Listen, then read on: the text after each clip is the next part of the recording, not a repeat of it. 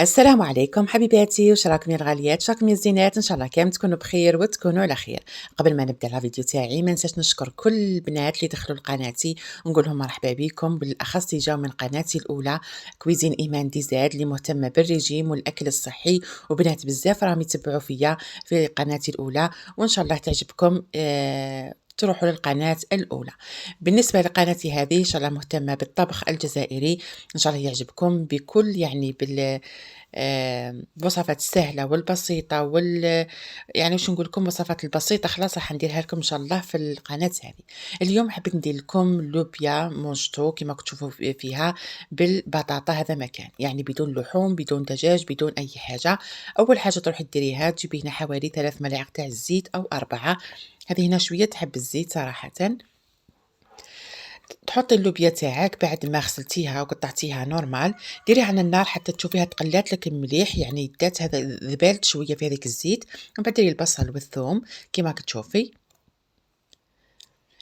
خليهم كيما هكا، وروح ديري زيبيس، ديري راس الحانوت، ديري الكزبر، ديري الكركم، ديري الفلفل الاسود، وديري الطماطم المصبره. هنا اذا حبيتي تضيفي لها الدجاج لك الاختيار، اذا حبيتي تضيفي لها الحمص ثاني لك الاختيار، واذا حبيتيها ديريها ثاني بيضة أو حمراء. أنا خيرتها لكم هكا حمراء بدون لحوم بدون تكاليف، يعني مناسبة لكل الطبقات، أي وحدة راح تديرها راح يعجبها بزاف هذا الطبق وتعتمدوا يعني في طبخها إن شاء الله. واش نقول لكم هذه الوصفة غير جربوها يا البنات، يعني ما فيها والو، مدة يعني واش نقول لك 10 دقائق وانتي كملتي الوجبة تاعك.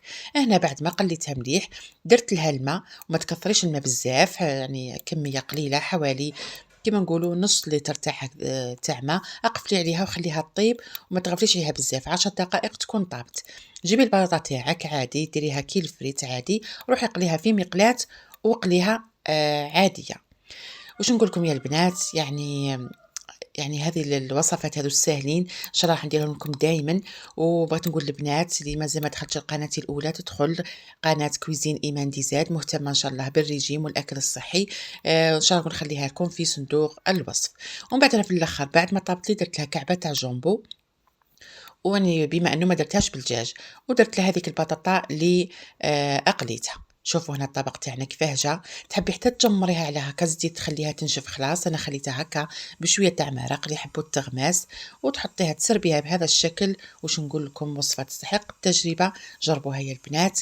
ونشكر كل واحده دخلت القناه وخلات لي تعليق، نقول لهم بارك الله فيكم، ربي يخليكم لي اغلى ناس، ونحبكم بزاف بزاف. الى الملتقى ان شاء الله في فيديو قادم بحول الله تعالى. مع السلامه.